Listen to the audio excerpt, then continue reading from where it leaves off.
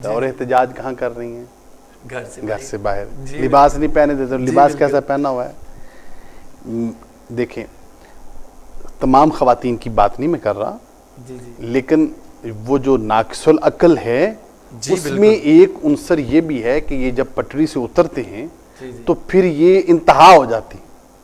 جی ایسے ہی یہ وہ خواتین ہیں, اگر آپ ان کی فزیکلی لائف چیک کر کے دیکھیں, لِتَسْكُنُوهَا کے زمرے میں آتی ہی نہیں. نہ ان کی اپنی زندگی میں سکون ہے, نہ ان کے گھر والوں کی زندگی میں سکون ہے. اور شوہر تو شوہر رہ گیا, ماں باپ ان سے آوازار ہیں. کچھ چیزیں دکھانے کے اور ہیں اور کرنے کی اور ہیں. ان خواتین کو جب آپ دیکھیں گے تو الرحمن الحفیظ 4 جگہ سے طلاق ہوئی ہوگی.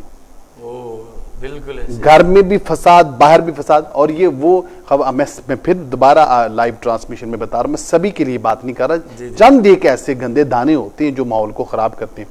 اور ان کا چونکہ اپنا نظام چل رہا ہوتا ہے, ان کے پاس اپنی جو ہے وہ آسائش کے لیے ساری چیزیں ہوتی ہیں, تو پھر یہ وہاں پر معاملات خراب کرتی ہیں. لیکن در حقیقت جو سیدہ زہرا فاطمہ سلام اللہ علیہ کی کنیز بن کر کام کرے گی تو پھر وہ سمجھے گی کہ میرا گھر میں رہنا آزادی ہے, میرا باہر جانا آزادی نہیں. باہر تو غلامی ہے, خواہشات کی, نفس کی غلامی ہے, شیطان کی غلامی ہے. گھر میں رہنا جو ہے وہ آزادی ہے. اور قرآن پاک میں تو یہی ذکر فرمایا کہ ان کو جو ہے وہ پردے کی آیات جو اتری ہیں وہ گھر میں ہوں گی تو تبھی ہوں گی, باہر تو نہیں ہوگی. تو اس لیے ایسی خواتین جو ہیں ان کی بات کو تو جو نوٹس ہی نہیں لینا چاہیے. یہ ذلت و خواری یہاں بھی اٹھا رہی ہیں, قبر میں بھی اٹھائیں گی, حشر کے دن سیدہ پاک ان کی طرف نظر بھی نہیں کریں گے. اللہ اکبر, اللہ اکبر. تو جی مفتی صاحب, کچھ لبرل عورتیں ایسی بھی ہیں جو یہ کہتی ہیں کہ کیا جی عورتوں کے حقوق بنائے ہی مردوں نے ہیں اور اپنے زیادہ بنا دیے ہیں اور عورتوں کے کم ہیں, یہ عورتوں کے ساتھ زیادتی ہے. نہیں, یہ ظلم ہے, یہ بہت ظلم ہے اور بڑی بکواسیات ہے. یہ ایسی چیز نہیں. پہلے تو یہ جان لینا چاہیے کہ جتنے بھی معاملات ہم حقوق کی بات کرتے ہیں وہ کسی مرد نے نہیں بلکہ اللہ نے قرآن پاک میں ذکر فرمائے. ابھی تک میں نے جو چیزیں آپ کو آیت کریمہ سے بتائی ہیں یہ ہم نے کو اپنی طرف سے بتا رہے ہیں, یہ قرآن نے ذکر کیا ہے. اگر پردے کا حکم دیا تو قرآن نے دیا ہے, اگر اپنی آوازوں کو پست رکھنے کا حکم دیا تو قرآن نے دیا. اگر یہ کہا کہ اپنی پازیب کی آواز, اپنے پاؤں جو ہیں وہ بھی زمین پہ آہستہ آواز سے مارو, وہ بھی قرآن نے کہا ہے. اگر ان کو کہا ہے کہ وہ اپنی چار دیواری میں رہے تو یہ بھی قرآن نے کہا ہے. اگر ان کو یہ کہا گیا ہے کہ جناب والا وہ کسی کے سامنے اپنے زیور کی جگہ کو ظاہر نہ کرے تو یہ بھی قرآن نے کہا ہے. یہ بھی جو ساری چیزیں ہیں یہ ساری کی ساری قرآن. ہم کون ہوتے پابندی لگانے والے؟ یہ تو ان کا ایک یوں کہہ لیجئے کہ ایک ایسا ان کا کہہ لیجئے کہ فضول سا ایسا کہہ لیجئے کہ شیطانی ہے ان کی, تاکہ وہ لوگوں کے ذہن میں یہ بات ڈالے کہ یہ مردوں نے. مرد کون ہوتے ہیں بنانے والے؟ مردوں کو تو خود حقوق قرآن نے بتائے ہیں ان کے. اور نبی پاک صلی اللہ علیہ وسلم, سیدہ زہرا سلام اللہ علیہ ہاتھ سے عظیم کوئی عورت تھی؟ ان کو وہاں حقوق کس نے بتائے؟ جناب مولا کائنات نے بتائے؟ نہیں, نبی پاک خود نبی پاک صلی اللہ علیہ وسلم نے بتائے, اللہ کے قرآن نے بتائے. یہ ایسا جہالت پر مبنی جملہ ہے کہ مردوں نے حقوق بنائے. ہاں یہ ایک چیز ضرور ہے کہ اللہ تعالیٰ نے مخاطب جو ہے وہ مذکر کے صیغوں سے کیا, اور وہ کیوں کیا ہے؟ الرجال قوامون علی النساء, وہ اس سے کیا ہے. اور قوامون علی النساء کا مطلب یہ نہیں ہے کہ وہ طاقتور ہے تو جدن مردوں عورتوں کو ہانک کے لے جائے, نہیں. کہنے کا مطلب یہ ہے کہ عورتوں کے مقابلے میں مردوں کی زیادہ ذمہ داری ہیں. نان و نفقہ لانا, ان کے لیے کپڑے کا, لباس کا, سارے گھر بار کا اہتمام کرنا کس کا کام ہے؟ مردوں کا کام ہے. تو اس لیے یہ ایک جہالت پر مبنی بات ہے کہ خواتین, مردوں کے حقوق جو ہے وہ خواتین نے بنائے نہیں. ہم کہتے ہیں خواتین کو بھی حقوق اللہ رسول نے دیے, مردوں کو بھی حقوق اللہ رسول نے دیے.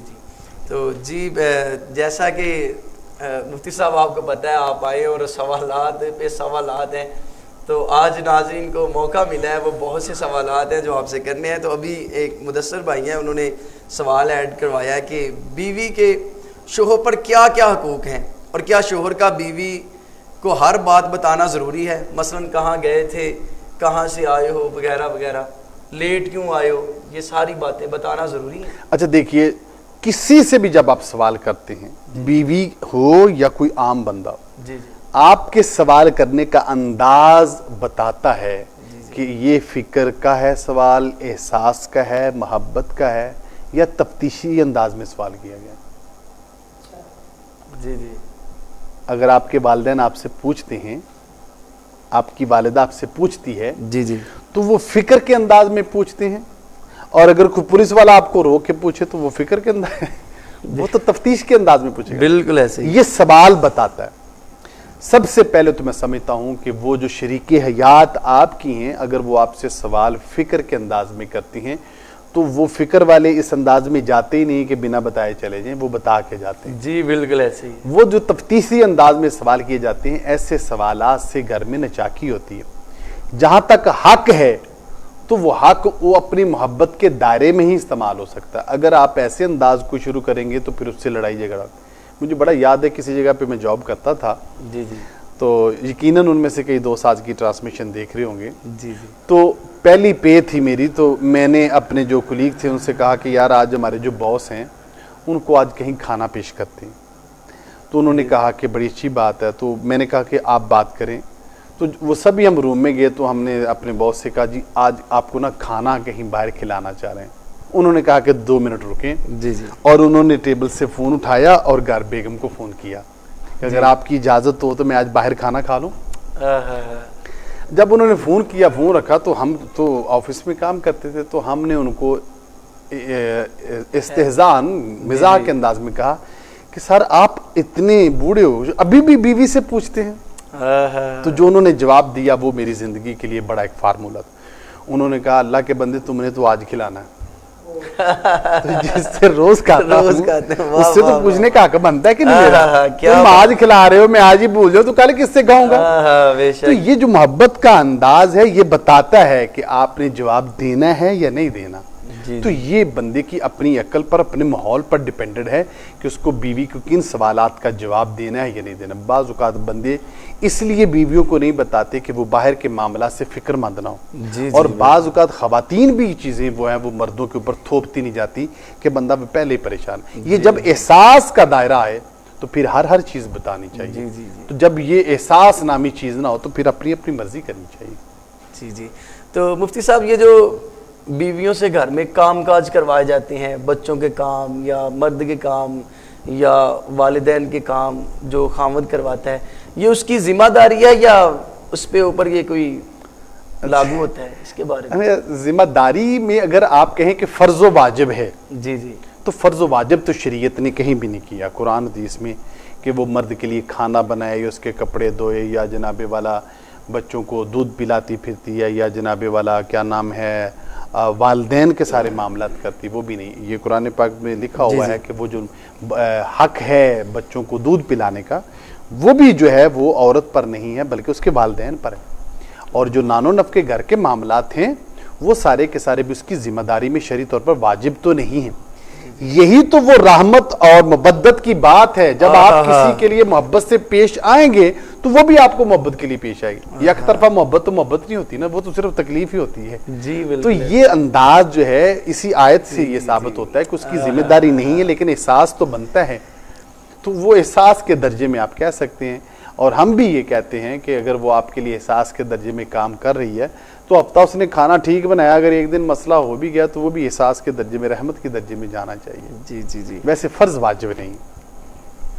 تو مفتی صاحب شوہر کو نان و نفقہ یعنی کہ لباس، رہائش، یہ عورت کا حق ہے دینا؟ یہ عورت کا حق ہے، مرد پر لازم ہے، یہ قرآن پاک میں لکھا ہوا ہے۔ بلکہ یہاں تک بھی لکھا ہوا ہے کہ اگر کسی مرد نے عورت کو تحائف دیے، مہر دے دیا اور ان کی طلاق ہوگی تو وہاں بھی اس کے لیے جو درجہ ذکر فرمایا کہ وہ ان سے طلب نہ کرے۔ تو یہ جب طلاق کے بعد ان چیزوں کے طلب نہ کرنے کے ذکر فرمایا ہے تو اب جب وہ نکاح میں ہوگی تو پھر تو بدرجہ آتم اس پر جو ہے وہ اس کے نان و نفقے کا حق ہوگا۔ مرد کے لیے ساری چیزیں کرنا ضروری ہیں اس کے لیے۔ جی تو مفتی صاحب یہ جو کئی عورتیں علیحدہ گھر کا تقاضا کرتی ہیں کہ انہیں علیحدہ گھر چاہیے، تو کچھ لوگ ان کے بارے میں کہتے ہیں کہ یہ اولاد کو اپنے والدین سے جدا کر رہی ہے یا بچے کو کر رہی ہے، اس کے بارے میں آپ کیا فرمائیں گے؟ اچھا، بات کو سمجھنے کے اینگل مختلف ہیں۔ جی جی ٹھیک ہے، شرعی طور پر عورت مرد پہ لازم ہے کہ وہ عورت کے لیے الگ گھر کا اہتمام کرے۔ جی جی میں آپ کو اس کی مثال دیتا ہوں۔ جی سیرت النبی صلی اللہ علیہ وسلم پڑھیں تو نبی پاک صلی اللہ علیہ وسلم نے ایک وقت میں کم و بیش 11 ازواج مطہرات رکھی ہیں، بعض میں 9 کی روایت بھی ہے کہ ایک وقت میں 9 موجود تھی۔ جی جی لیکن جب آپ سیرت پڑھیں تو نبی پاک صلی اللہ علیہ وسلم نے ساری ایک گھر میں نہیں رکھی تھی، ہر بیوی کے لیے الگ سے حجرہ تھا۔ سبحان اللہ۔ یہ یاد رکھیے، کمرہ چاہے ایک بھی ہو وہ، لیکن وہ الگ بیوی کے لیے تو وہ ملکہ اپنے آپ کو سمجھتی، جی بالکل اس کا وہ سمجھتی یہ میرا گھر ہے، میری کل کائنات۔ جی جی تو اگر وہ گھر کا الگ تقاضا اس نیت سے کر رہی ہے کہ وہ اس میں انکمفرٹیبل ہے تو اس کا جائز حق ہے، وہ بچوں سے جدا کرنے والی بات نہیں۔ جی جی وہ مرد کو ضروری ہے کہ اس کے گھر کا اہتمام کرے، لیکن اس میں ایک احساس کا درجہ ہے۔ احساس کا درجہ کیا ہے؟ اگر شوہر کی مالی معاملات میں وسعت اس قدر نہیں ہے کہ وہ الگ گھر دے سکے تو عورت کو تھوڑا سا اس کے ساتھ تعاون کرنا چاہیے جب ممکن ہو۔ پھر یہ اگر ہم گھر ہی بناتے رہیں تو شادیوں والا ماحول نہیں ہے آج کل کہ آپ گھر بنائیں اور بعد میں شادیاں کریں، یہ کمپرومائزنگ ہے، کچھ لینا پڑے گا کچھ دینا پڑے گا، لیکن شرعی طور پر اس کا حق ہے اگر وہ تقاضا کرے تو۔ جی تو ناظرین، آپ نے دیکھا کہ بہت خوبصورت اور آسان طریقے سے جوابات مل رہے ہیں، تو دل تو کرتا ہے کہ ساری رات سوالات کیے جائیں اور آپ جواب دیتے رہیں، اور ناظرین کی بھی یہی خواہش ہے۔ تو لیکن ہمارے ساتھ بہت ہی خوبصورت لب و لہجہ رکھتے ہوئے بڑے حسین اور بڑی خوبصورت آواز کے مالک